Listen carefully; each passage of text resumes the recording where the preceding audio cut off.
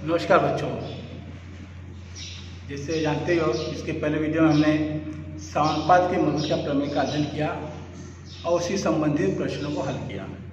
अब उसी कार्य को आगे बढ़ाते हुए अगले प्रमेय पहुंचेंगे जिसका नाम है कोण का समद्विभाजक प्रमेय। इस प्रमेय को हमको कथन के अनुसार दत्त, साध्य, उपपत्ति और रचना लिखना है और साथ में ही इस पर भी आपको प्रश्न हल करना है। तो कैसे करना है, तो आइए ब्लैक बोर्ड की तरफ चलते हैं, अपना प्रमेय का कथन पढ़ते हैं, उसके बाद आगे कार्य करते हैं। आइए ब्लैक बोर्ड की तरफ। तो आइए जब देखते हैं कि प्रमेय का नाम है त्रिभुज के कोण समद्विभाजक का प्रमेय। इसको अंग्रेजी हम कहते हैं theorem of angle bisector of triangle. ये हमारा प्रमेय है और इसको प्रमेय कथन लिख के दिया हम, देखिए नीचे, किसी त्रिभुज में कोण का समद्विभाजक, किसी त्रिभुज में कोण का समद्विभाजक कोण की सम्मुख भुजाओं को अन्य भुजाओं की लंबाइयों के अनुपात में विभाजित करता है। ये हमारा कथन था। इसी कथन के अनुसार हमको दत्त, साध्य, उपपत्ति लिखना है। तो दत्त के लिए देखिए बोला दत्त त्रिभुज एबीसी। अब त्रिभुज एबीसी हम यहाँ बनाए, देखिए नीचे आकृति में त्रिभुज ए बी सी। अब दिखाई दे त्रिभुज ए बी सी। अब ए बी सी में कोण सी देख रहे हो, ये कोण सी का समद्विभाजक, यानी जो कोण सी का समद्विभाजक है ये बिंदु रेख ए बी को बिंदु ई पर प्रतिच्छेदित करता है। यही कथन हमारा दत्त होगा कि त्रिभुज एबीसी में कोण सी का समद्विभाजक रेख ए बी को बिंदु ई पर प्रतिच्छेदित करता है। अब करता है तो उसी अनुसार साध्य बनेगा। तो साध्य के लिए देखिए रे ए ई बटे ई बी बराबर सी ए बटे सी बी, यानी यहाँ लिखा मैं साध्य ए ई बटे ई बी या ए ई अनुपाते ई बी बराबर सी ए अनुपाते सी बी। ये हमको साध्य करना है। उससे पहले हमको रचना करना है। रचना में क्या है, लिखिए देखो, रचना में बिंदु बी से किरण सी के समांतर एक रेखा खींचिए जो किरण ए सी को बिंदु डी पर प्रतिच्छेदित करती है। अब आखिरी देखिए यह है बिंदु बी। अब ये बिंदु बी से किरण सी के समांतर रेखा खींचना है जो किरण ए सी को बिंदु डी पर प्रतिच्छेदित करती है। ये हमारे रचना आ गई। अब आगे क्रम चलते हैं उपपत्ति पे, किस प्रकार साध्य करना है। तो जो साध्य है उसको सिद्ध करना है, जिसके हम उपपत्ति लिखते हैं। तो इसमें हमारा पहला कथन देखिए, किरण सी समांतर, किरण सी, ये दो लाइन जो दिखाई दे रही है इसको होते हैं समांतर रेखा, यानी किरण सी समांतर किरण बी डी और रेख ए डी तिर्यक रेखा है। किरण सी समांतर किरण बी डी और रेख ए डी तिर्यक रेखा है। इसके लिए आकृति में आइए फिर से यहाँ ध्यान दीजिए। अब देखिए किरण सी, ये है किरण सी और किरण बी डी, ये किरण सी और किरण बी डी। ये हो गया आपका किरण सी और ये हो गया किरण बी डी।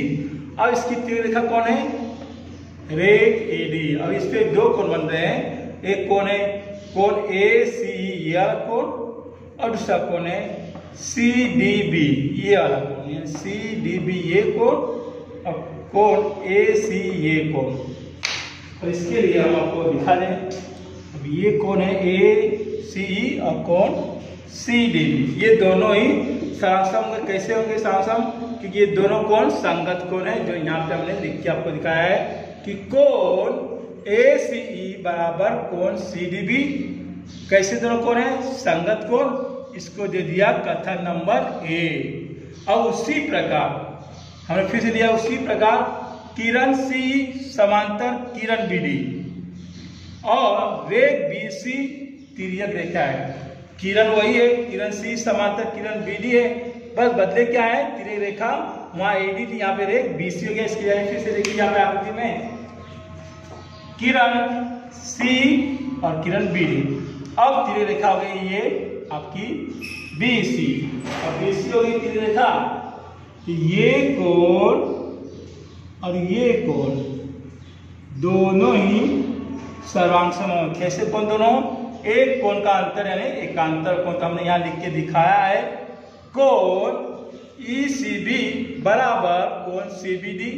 कैसे कोण है तो लिख दिया कारण एकांतर कोण और कथन नंबर 2।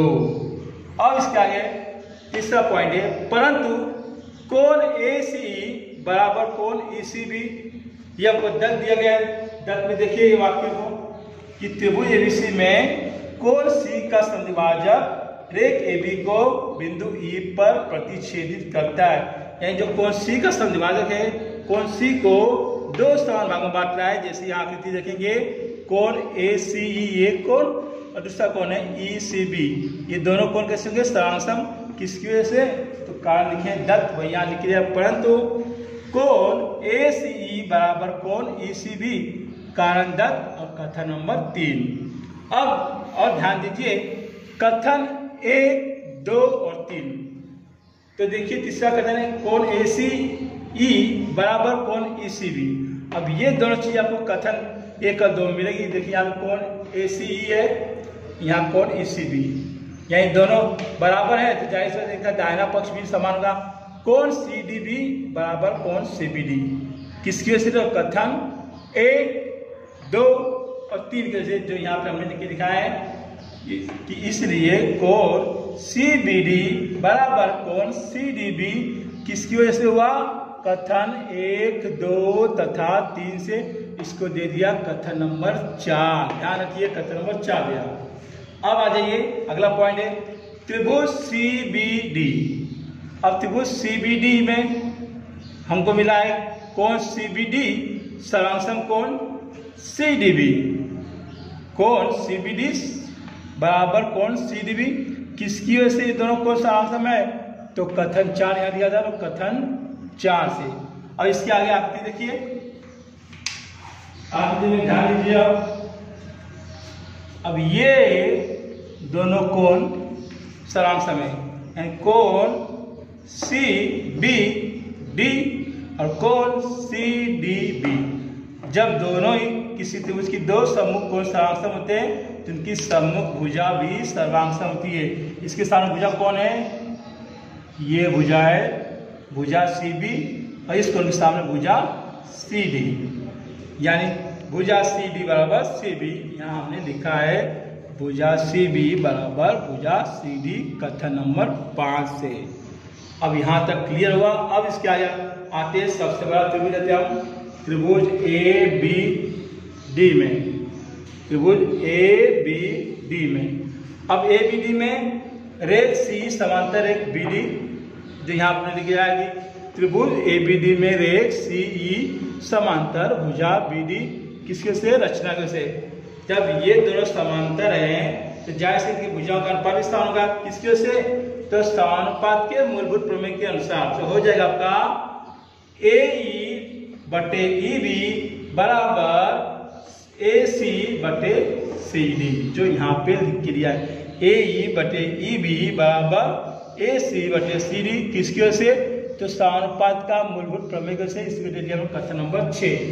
अब कथन 5 और 6 को देखिए ध्यान से। तो 5 आपका CB बराबर CD और छठा आपका AE बटे EB बराबर AC बटे CD। यहाँ ये जो CD है यहाँ किसके बराबर है? CB के। तो वही हम बदल देंगे तो लिख देंगे AE बटे EB बराबर AC बटे CB। किसकी वजह से हुआ? तो कथन 5 और 6 की वजह से हमारा ये जो साध्य था AE बटे EB बराबर AC बटे CB, ये हमारा प्रमेय हो गया। अब देखिए अच्छी तरह आपको समझाया हूं, ध्यान से देखिए, कहीं समझ में आया तो दोबारा पूछ सकते हैं। इसे थोड़ा आपके लिए मैं थोड़ा धीरे से एक एक चीज़ों को क्लियर किया हूँ और इसके आगे इसी प्रमेय पर आधारित हम एक प्रश्न करेंगे जिसके बाद में आगे बताओ क्या करना है। प्रश्न हमारा है कि त्रिभुज PQR में रेख RS यह कोण R की समद्विभाजक है। यानी आपको पहले त्रिभुज बना लीजिए इसे, बरोबर, और ये नाम दीजिए PRQ। अब बोला है त्रिभुज PQR में कोण RS, ये कोण RS कोण R की क्या है, समद्विभाजक है, इस कोण को दो भागों में बांटती है। तो आपका PR का मान दिया है 15 और RQ का मान दिया है 20 और PS का मान दिया है 12। पूछा है SQ का मान ज्ञात करो। तो कथन के अनुसार हमने आखिरी बात दिया, आपको क्लियर हो गया। इसके पहले हमने प्रमेय सीखा था, उसी प्रमेय के आधार पर करना है। तो पहले हम लिखेंगे कि रेख RS यह कोण PRQ का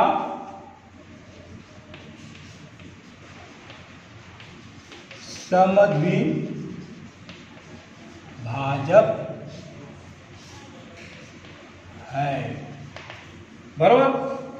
अब जब है तो कोण का समद्विभाजक दिखा रहा है, तो कौन सा प्रमेय रहेगा, कोण की समूह भुजाओं का अनुपात और उनके अन्य दो भुजाओं की लंबाई के अनुपात को समान रूप में विभाजित करती है। लिखेंगे RP लिए पहला, फिर इसके सामने RQ। तो पहले हमने RP लिया है तो पूरा इस तरह से सामने भुजा का PS, तो PS रख दिए और नीचे हो जा SQ या QS। किसके सिवा, तो कान दिए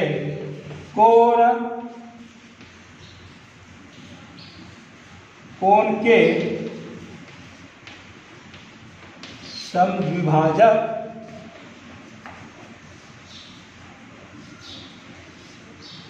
प्रमेय से। अब भुजा का अनुपात दिखा दिए।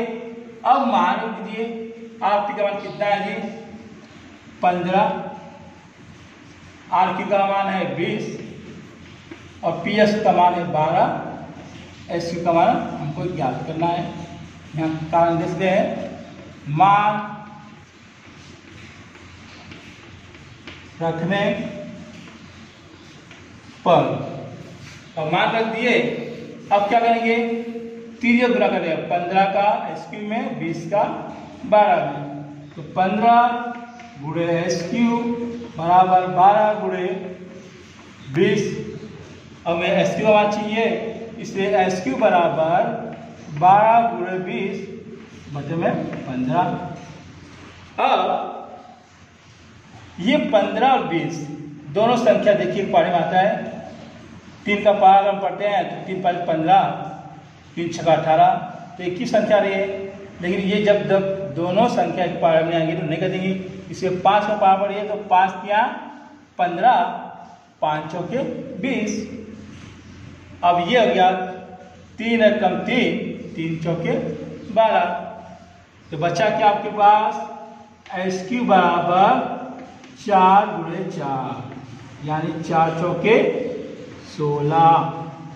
कोई इकाई नहीं तो इकाई लिख दीजिए हिंदी में, यानी SQ का मान हो गया 16 इकाई। आई बात समझ में नहीं आई तो एक बार और समझा देता हूँ, ध्यान सुनिए। सवाल था आपका कि त्रिभुज PQR में रेख RS यह कोण R की समद्विभाजक है और PR बराबर 15, RQ बराबर 20 और PS बराबर 12 हो तो SQ का मान ज्ञात करो। तो पहले हमें आकृति बनाना चाहिए, हमने आकृति बनाया, PQR त्रिभुज बना लिया। इसमें जो कोण R है इसका समद्विभाजक किस दिया, किरण RS कोण R को दो भागों में बांट रही है और इसी के अनुसार मान भर दिए। PR का मान 15, RQ का मान 20, PS का मान 12 और SQ का मान ज्ञात करना। तो सब हमने लिखा कि रेख RS या कोण PRQ का समद्विभाजक है, इसलिए RP बटे RQ बराबर PS बटे SQ। ये कैसे हुआ, तो कोण के समद्विभाजक के प्रमेय से। जब हमने ये लिख दिया तो दिए गए भुजाओं का मान थे तो RP का मान दिया 15, RQ का मान दिया 20 और PS का मान दिया 12, SQ का 11 चलना था, जो बत्ते लिख दिए और यहाँ कारण दे देंगे मान रखने पर। अब त्रिय गुना कर दिया हमने 15 का SQ में, 15 गुणे SQ बराबर 12 गुणे 20। अब SQ का मान चाहिए तो SQ को मैं यहाँ रख दिए, ये 15 यहाँ पे गुणे के रूप में था, जैसे दूसरे पक्ष में गया तो भाग के रूप में आया, तो 12 गुणे 20 बटे 15। अब हमने सर्वप्रथम कार्य किया कि 15 और 20 दोनों ही संख्या 5 के पाने में आते हैं, 5 से कर दिया, 5 से 15 और 5 चौके 20।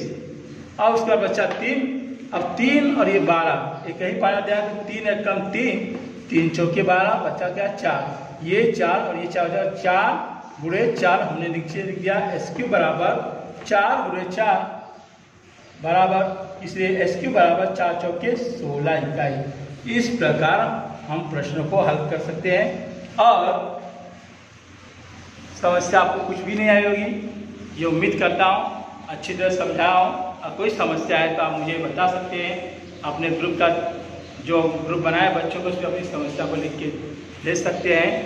अगर नहीं समझ में आया तो बार बार वीडियो देखिए, आपको ज़रूर पसंद आएगा और समझ में आएगा। लाइक करिए और सब्सक्राइब करिए और अपने दोस्तों और सहेलियों को जो भी है सबके साथ इसको शेयर करिए। और इसी टॉपिक के अंत में आपको गृह कार्य दिया हूँ, गृह कार्य देखिए, आप नीचे लिख के दिया हूँ। गृह कार्य आपका है कि प्रश्न संग्रह 1.2, प्रश्न संग्रह 1.2 का प्रश्न क्रमांक 3, 6, 8 तथा 9 को हल करना है। 3, 6, 8, 9 को हल करना है, यह आपका गृह कार्य है। और मैं उम्मीद करता हूँ कि आप लोग अभी तक अध्ययन कर रहे हो, लेकिन जिस हिसाब से अध्ययन कर रहे हो उस हिसाब से अच्छा नहीं लग रहा है। हम उम्मीद कर रहे हैं कि आप अधिक से अधिक बच्चे जो भी वीडियो को देखिए और प्रश्नों को हल करने की कोशिश करें, क्योंकि आपका ग्रुप में सभी बच्चों के गृह कार्य नहीं आ रहे हैं, एक समस्या है। जैसे विद्यालय खुलेगा तो आपको उसके दंडित किया जाएगा, तो उससे पहले यही है निवेदन कि आप जो भी बच्चे नहीं दिखाए हैं होमवर्क, अपना लिख के होमवर्क उसके फोटो खींचकर शुक्रवार को अपने क्लास के ग्रुप में भेजिए और चेक किया जाए। चेक करने के बाद आपको बता दिया गया किस बच्चे ने सही कार्य किया है, किसका अधूरा है, किसका गलत है। इसी शब्दों के साथ मैं अपनी वाणी को विराम देता हूँ। अगले वीडियो में फिर मुलाकात होगी। नमस्कार जी।